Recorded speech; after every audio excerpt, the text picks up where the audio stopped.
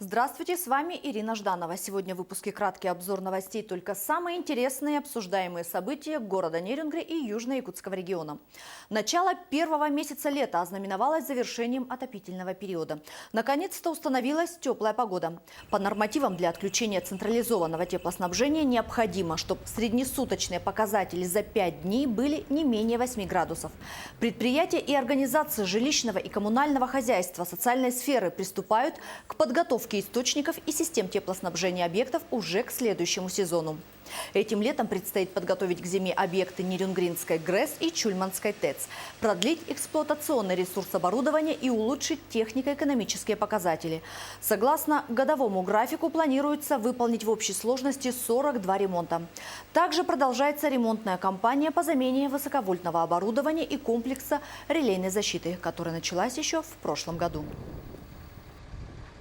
Период осенне-зимнего периода энергетики работали в таком слаженном коллективе. Выполнялся график как тепловой, так и электрической нагрузки. В принципе, сбоев по теплосети и по потреблению электрической энергии Нерюнгринская ГРЭС и Чульманская ТЭЦ за этот период не допустила. Еще одно долгожданное событие для водителей и жителей Нерюнгри – начало ремонта дорог.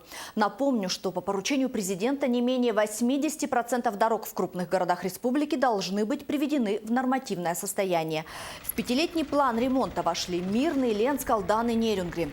Уже завершены все контрактные процедуры, по которым определились подрядчики. В столице Южной Якутии уже ведется ямочный и капитальный ремонт.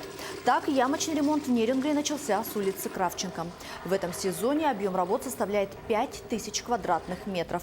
И проводится он по новой технологии, которая так и называется – инфракрасный ремонт асфальта. Данная технология позволяет сделать горячее фрезерование асфальтобетона, именно замена верхний изношенный слой.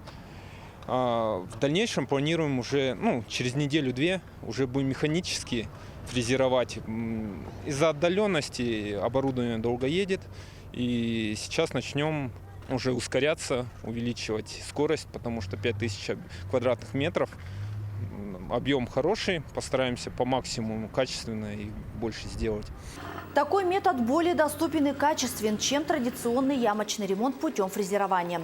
Суть технологии заключается в разогревании участка асфальтобетонного покрытия, имеющего дефекты, рыхлении материала и повторной укладки и уплотнений.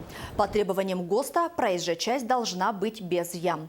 Состояние всех дорог зимой и летом на контроле дорожного надзора. Вопрос дорог – это всегда больная тема для жителей города, особенно для автовладельцев. Люди жалуются на некомфортное передвижение, постоянный ремонт транспортных средств и создание аварийных ситуаций. Я сказать, вот эти дороги, что новые поделали, отличные все там, Карла Маркса, Ленина, все. Есть, после зимы у нас почти всегда так.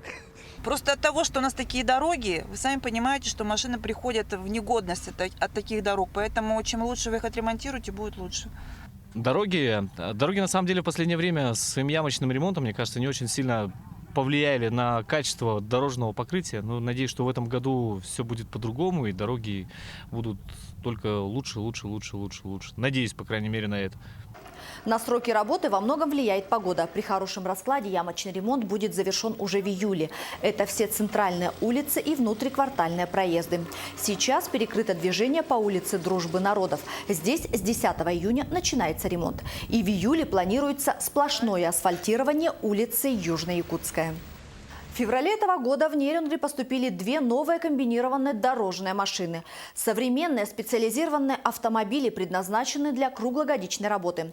Такая техника избавляет дорожные службы от необходимости покупки нескольких автомобилей для использования их в разные сезоны года. Достаточно установить на такой автомобиль соответствующее оборудование, и можно приступать к выполнению необходимых работ. Машина КДМ работает круглый год. Зимой убирает снег и борется с наледью, очищает проезжую часть, осуществляет подсыпку и распространение противогололедных материалов. Сейчас же с наступлением тепла машины переоборудованы на летнее содержание дорог. Это вспомогательные машины, которые на данный момент собирают щебенку к бордюрному камню, который в дальнейшем будет убираться также механизированным и ручным способом и вывозиться с территории проезжей части. Также эти машины предназначены для проливки, прочистки наших тротуарных дорожек, для того, чтобы было комфортно нашим жителям ходить, и сбивания пыли, чтобы по городу было также комфортно ходить, ездить, и машины меньше загрязнялись. Самый большой объем работ выполняется тогда, когда меньше всего движения автомобилей. Это утром с 5 до 9 часов, поздно вечером или в ночное время суток. Основные задачи – это уборка щебня, мусора, промывка проезжей части, тротуаров, внутриквартальных дорог, а также чистка дорожных знаков. Нам дают задания какие-нибудь улицы делать, мы делаем каждому свое задание, 2 машины. Сложность то, что в городе много, большое движение, много машин. А так управлять легко. В этом году была закуплена 2 единицы техники. По опыту в других регионах машины зарекомендовали себя с положительной стороны. В том числе и в эксплуатации с грейдерами, погрузчиками, летними ручными и техническими видами работ. Наряду с уборкой улиц продолжается и ремонт дорог. Поступило дополнительное оборудование для проведения ямочного ремонта и идет подготовка к сплошному асфальтированию центральных улиц города. Очевидно, что порядок на улицах и своевременная уборка города положительно влияют не только на его облик, но и самосознание жителей. Соответственно, чистота – это ключевой фактор комфортной среды, который необходимо поддерживать на должном уровне. К другим темам. В этом году сложилась напряженная эпидемиологическая обстановка по кори. По всей России зафиксировано более 1000 зараженных людей. Поражено 44 региона. В Нерюнгринском районе обнаружено 2 очага. Оба случая – это люди, приехавшие в Нерюнгри из других регионов. По каждому проведены все необходимые мероприятия, такие как уточнение прививочного статуса всех пассажиров самолета, работа с персоналом на рабочем месте заболевшего корью и необходимая вакцинация. Главной причиной распространения кори является отказ от профилактической вакцинации. Эта болезнь была побеждена еще в 1980 году, но в 2000-м из-за добровольного отказа от прививки показатели заболеваемости во всем мире резко возросли, достигнув самого высокого уровня. Кори – это острое инфекционное заболевание. Она характеризуется с катаральными явлениями, как обычный ОРВИ, ОРЗ, кашель, насморк, температура. Но и самое главное – появление сыпи, конечно. Это очень характерно для кори. Ну и сыпь тоже имеет свои особенности. Вакцинация против кори входит в национальный календарь профилактических прививок для детей. В моменты вспышки помимо плановой требуется и так называемая подчищающая профилактическая иммунизация. Чтобы корь перестала распространяться, нужно, чтобы иммунитет был более чем у 91% населения. Вакцинация от кори проводится двукратно.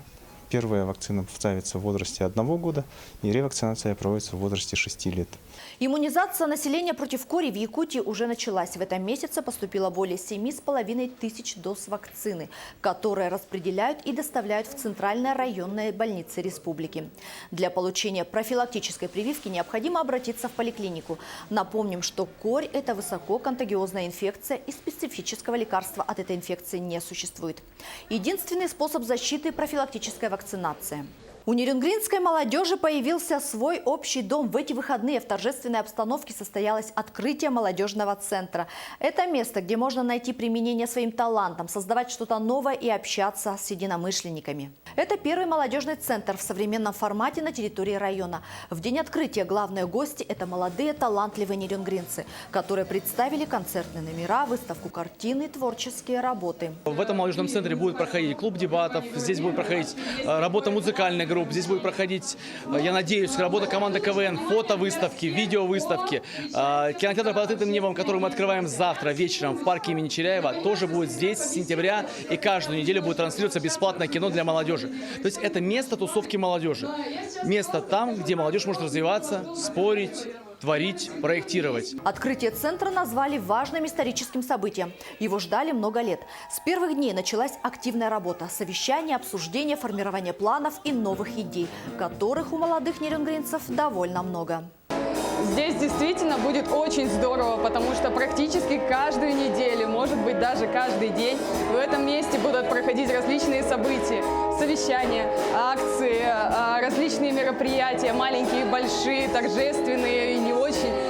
Мы очень очень надеемся на активность наших некоммерческих организаций, наших общественников, которые будут наполнять это замечательное место. Помещение центра – это 350 квадратных метров. Конференц-зал, зона для творчества и помещение для коллективной работы, где будут проводиться различные мероприятия, акции, собрания на безвозмездной основе. Я очень рада, что могу об этом говорить, находясь еще в повестке молодежной политики, и что это случилось именно сейчас, когда молодым людям так нужна поддержка властей, так нужна поддержка тех людей, которые могут и принимают правильные решения в пользу молодых людей. Создание нового места для творчества и развития ориентировано на молодых людей. А для самых маленьких открылась детская площадка. Сейчас территория в районе детской поликлиники полностью благоустроена. Все работы выполнены компанией «Саха-Ресурс». Сейчас здесь можно отдохнуть, провести время с детьми или отметить праздник, как это было в День защиты детей. Компания «Саха-Ресурс» взяла на себя все работы по благоустройству территории. А это укладка нового асфальта, полная замена бордюров, установка детской игровой площадки. В 2022 году компания «Саха-Ресурс» в лице генерального директора Переведенцева Максима Леонидовича обратилась к нам и предложила свою помощь в благоустройстве территории детской поликлиники. В течение 2 лет, 2022-2023 год, мы отработали по проекту с компанией и начали асфальтирование. Такое сотрудничество районной больницы и компании «Саха-Ресурс» длится уже не первый год. Результаты плодотворной работы радуют и взрослых, и детей. Очень радостно, что в нашем городе открылась еще одна площадка для удобства детей, для их веселья. Очень приятно. Хочется выразить благодарность руководству организации. И хотелось бы, чтобы таких мест было больше. Очень нравится площадка, очень круто. Особенно вот этот флажок. Площадка очень большая, и для маленьких детей она очень-очень классная. Дети могут здесь поиграть, посидеть и отдохнуть. И эта площадка украшает саму больницу. Благодаря участию предприятия района постепенно происходит не только системное обновление города, но и задаются новые стандарты качества жизни населения.